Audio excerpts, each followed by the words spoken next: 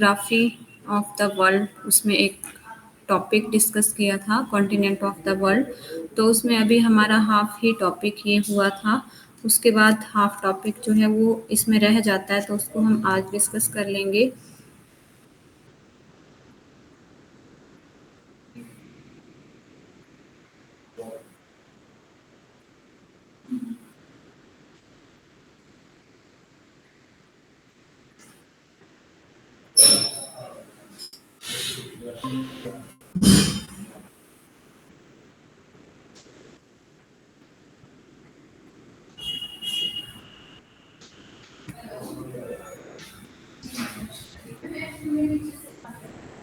इस पे हमने जो है वो 4 कॉन्टिनेंट के बारे में डिस्कस कर लिया था। कौन कौन से continent? Asia, Africa, north America और साउथ अमेरिका। तो इसमें जो है अब नेक्स्ट कॉन्टिनेंट हमारे पास रहेगा यूरोप।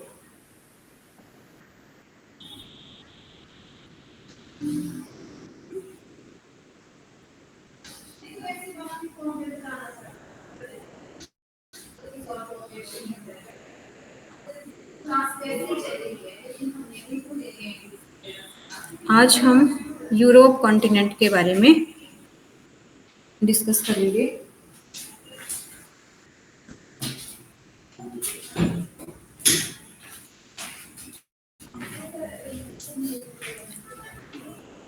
तो यूरोप कॉन्टिनेंट जो है ये 6 नंबर का सबसे लार्जेस्ट कॉन्टिनेंट है वर्ल्ड का।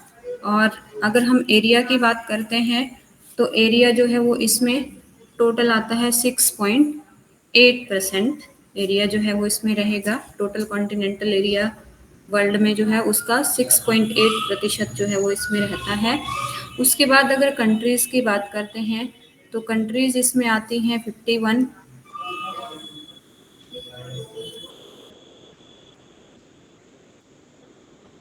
51 कंट्रीज़ जो हैं ये इसमें आती हैं।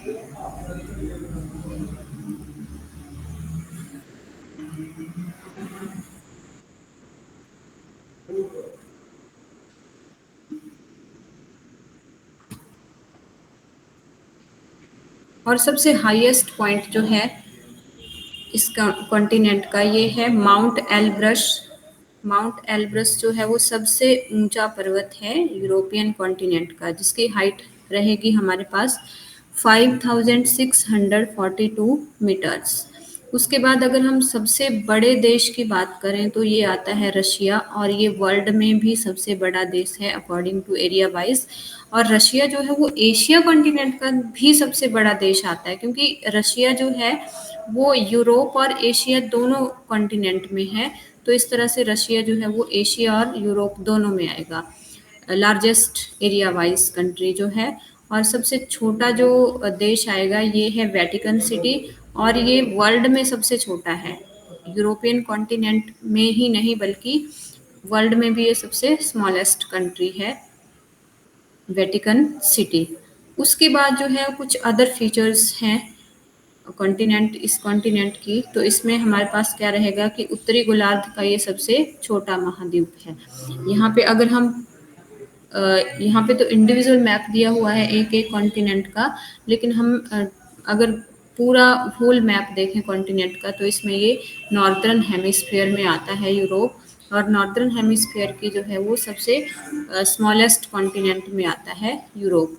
प्रायद्वीपों का प्रायद्वीप इसको बोला जाता है। और यहाँ पे जो है वो कोई भी डिजर्ट ना होने की वजह से इसको जो है वो मरुस्थल विहीन महाद्वीप भी बोला जाता है।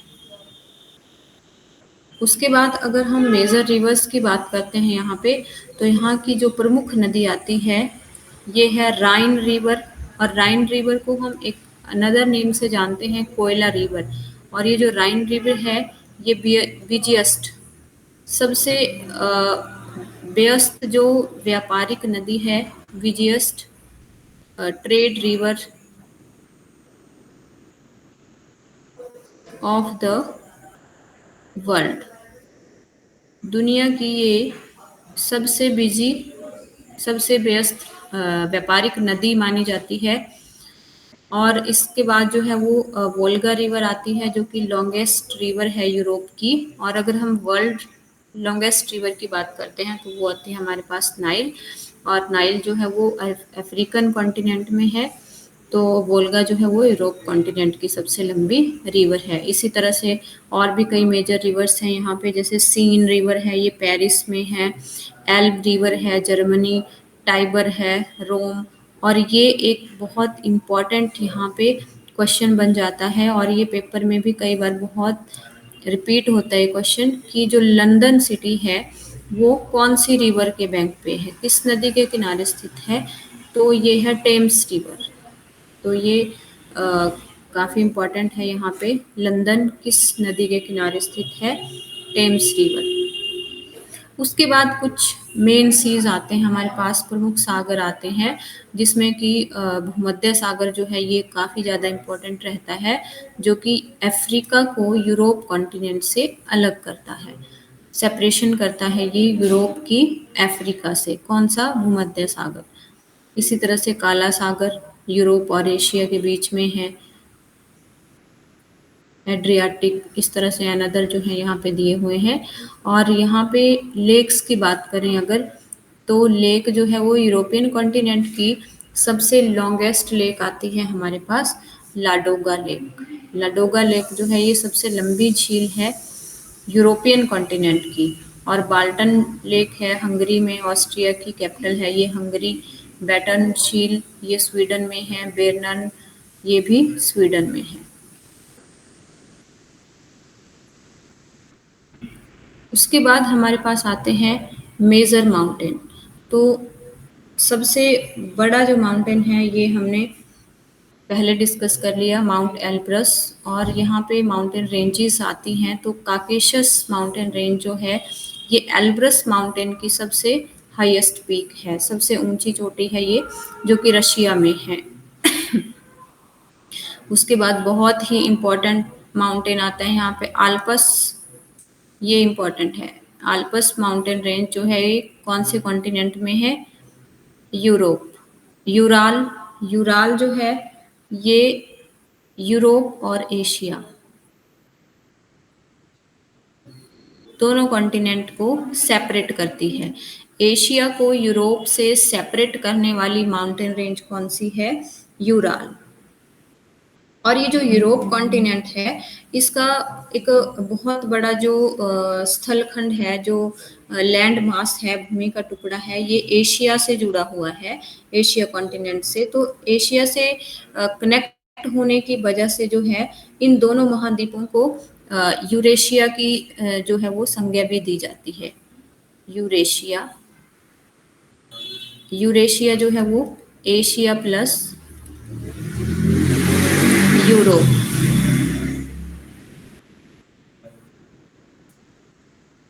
दोनों महाद्वीपों को जो है यहाँ पे कनेक्ट करके यूरेशिया बनता है।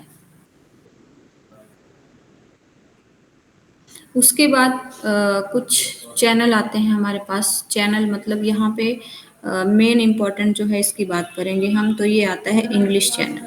तो इंग्लिश चैनल के कई बार आपने सुना होगा नाम ये, कि इंग्लिश चैनल, जैसे कि पहली महिला कौन थी जिसने कि इंग्लिश चैनल को तैर के पार किया था? तो ये थी आरती साहा। तो यहाँ से ये भी क्वेश्चन बन जाता है। इंग्लिश चैनल जो है वो अटलांटिक ओशियन का ही एक पार्ट है, एक शाखा है, जो कि एक वाटर बॉडी है। तो इसी को इंग्लिश चैनल बोलते हैं, जो कि ब्रिटेन को फ्रांस से सेपरेट करती है। किसको? ब्रिटेन को फ्रांस से सेपरेट करती है, ये है वो होता है, ये है इंग्लिश चैनल, जिसके हम कई बार सुनते भी हैं इंग्लिश चैनल। तो इंग्लिश चैनल क्या है? एक वाटर बॉडी ही है, जो कि अटलांटिक ओशियन का एक पार्ट है, और ये यूरोपियन कॉन्टिनेंट में है। उसके बाद जो जल संधियाँ हैं यहाँ पे इम्पोर्टेंट, तो इसमें एक आएगी जिब्राल्टर जल संधि, जो कि भूमध्य सागर और अटलांटिक महासागर को जोड़ती है।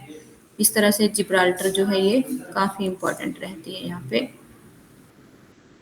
भूमध्य सागर को जो अटलांटिक महासागर से जोड़ती है। उसके बाद ये कुछ मेजर यहाँ पे कंट्रीज आती हैं यूरोपियन कॉन्टिनेंट की, और यहाँ पे कुछ सीमा रेखाएं हैं जो बाउंड्री लाइन बनी हुई है, जैसे कि यहाँ से हमारे पास हिंडनबर्ग जो लाइन है, ये किस किस के बीच में बाउंड्री बनाती है, तो ये आती है जर्मनी और पोलैंड।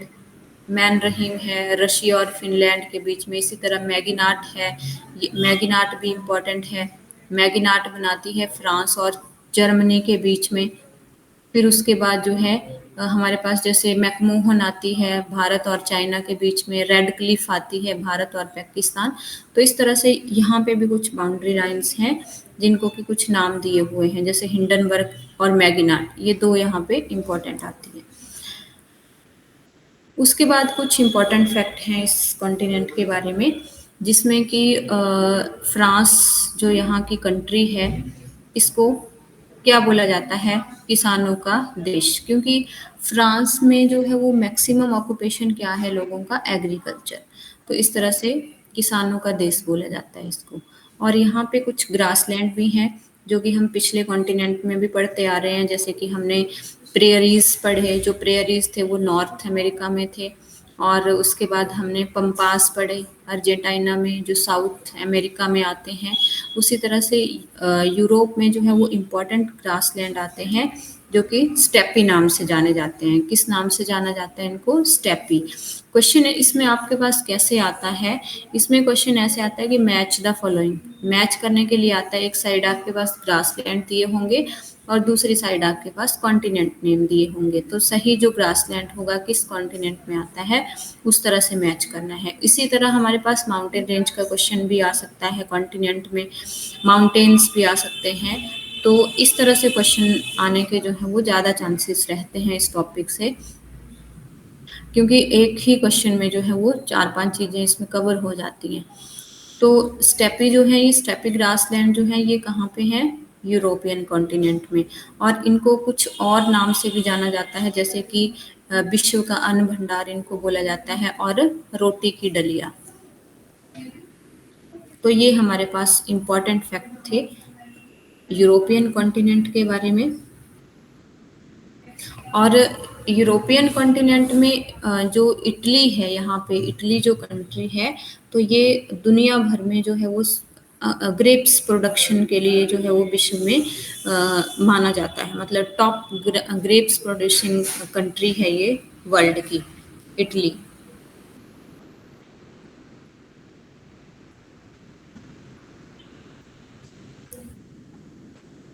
उसके बाद हमारे पास आता है ऑस्ट्रेलिया कॉन्टिनेंट। तो ये जो ऑस्ट्रेलिया कॉन्टिनेंट है, ये स्मॉलेस्ट कॉन्टिनेंट है वर्ल्ड का, सबसे छोटा कॉन्टिनेंट। और ये इसका क्षेत्रफल जो है, एरिया जो है वो इसका, ये बहुत ही कम है। टोटल कॉन्टिनेंटल एरिया का जो है वो 5.9% है इसका एरिया। और टोटल कंट्रीज अगर इसमें देखें तो इसमें 22 कंट्रीज हैं टोटल। और हाईएस्ट माउंटेन रेंज की बात करते हैं हम, यहाँ पे हाईएस्ट माउंटेन जो रहता है ऑस्ट्रेलिया में, ये है कॉरिस्को, कॉसियुस्को है, सॉरी, ये कॉरिस्को नहीं है, कॉसियुस्को। कॉसियुस्को जो माउंटेन है ये सबसे ऊंचा माउंटेन है ऑस्ट्रेलिया कॉन्टिनेंट का।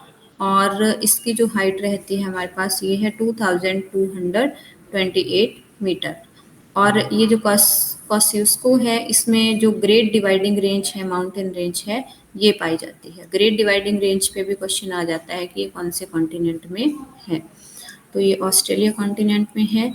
और ऑस्ट्रेलिया कॉन्टिनेंट के बारे में कुछ और भी फीचर्स हैं, जैसे कि यहाँ पे वाटर बॉडीज कम हैं, जो पानी है वो एक लिमिट में यहाँ पे अवेलेबल है, तो इस वजह से इसको प्यासी भूमि का देश भी बोला जाता है। ऑस्ट्रेलिया कॉन्टिनेंट जो है वो एक कंट्री का नाम भी है ऑस्ट्रेलिया। तो प्यासी भूमि का देश जो है वो किसको बोला जाएगा यहाँ पे, ऑस्ट्रेलिया को। उसके बाद द्वीपीय महाद्वीप बोला जाता है।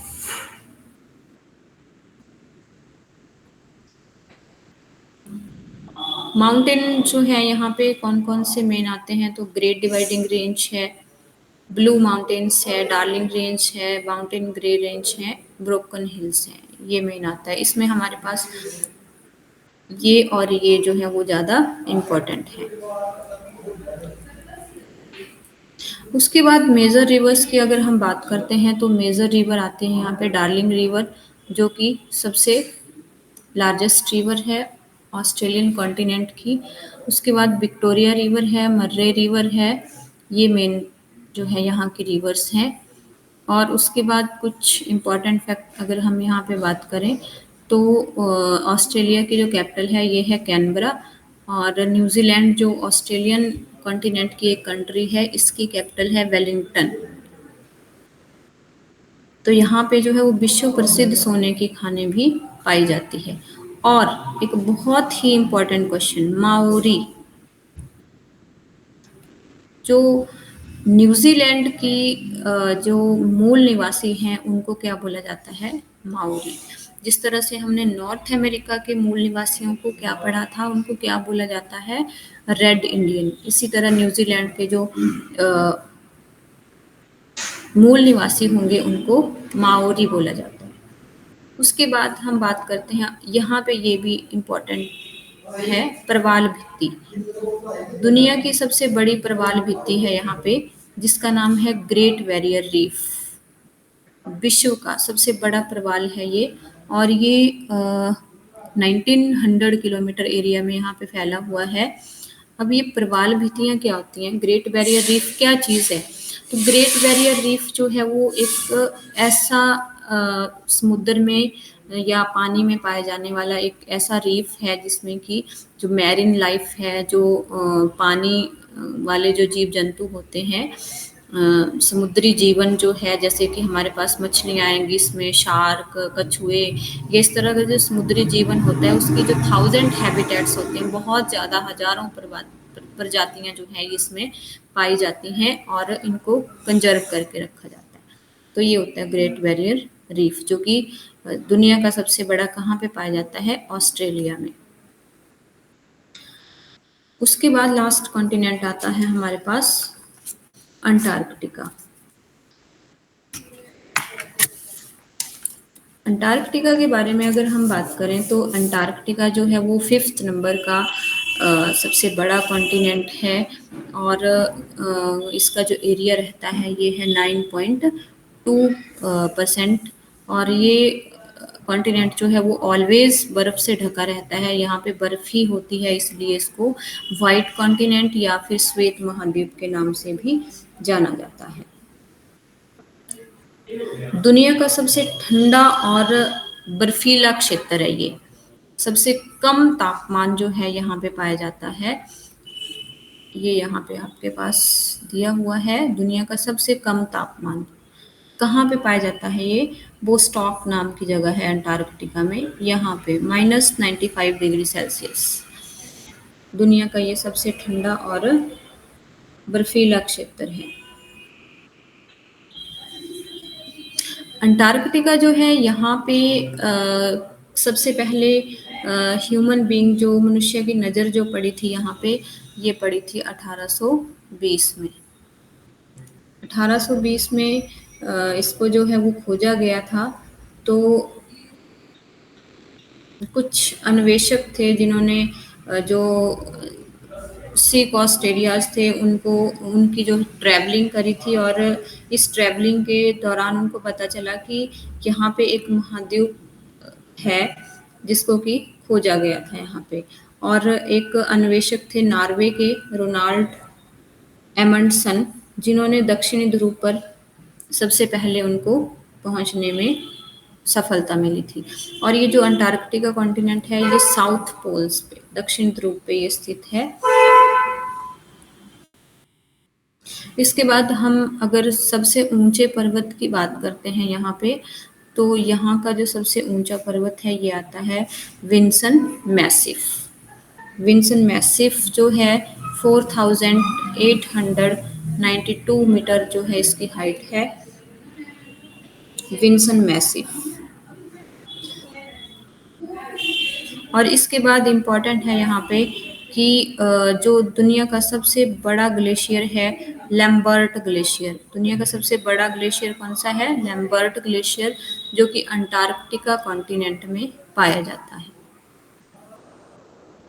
और यहाँ पे पेंगुइन नाम का जो बर्ड है ये यहाँ पे रहता है और पेंगुइन जो है वो अंटार्कटिका की पहचान माना जाता है।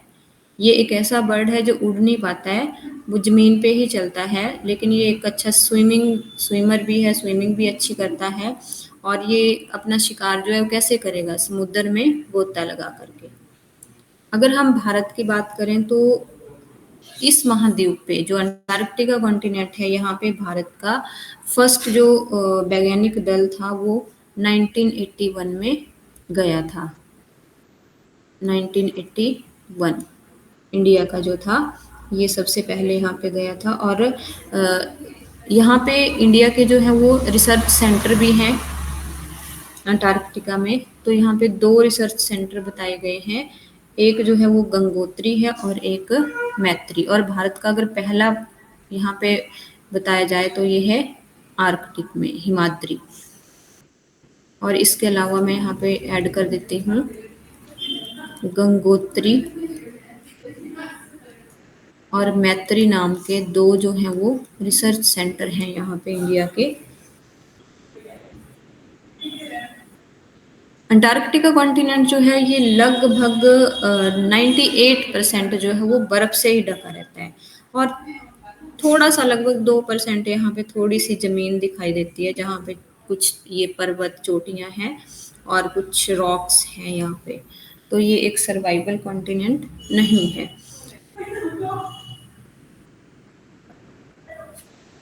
तो इस तरह से ये हमारा कॉन्टिनेंट का जो टॉपिक है ये कंप्लीट होता है। तो इसके बाद जो हमारे पास एक छोटा सा टॉपिक और आएगा बुक्स एंड ऑथर, उसको भी हम यहाँ पे डिस्कस करेंगे।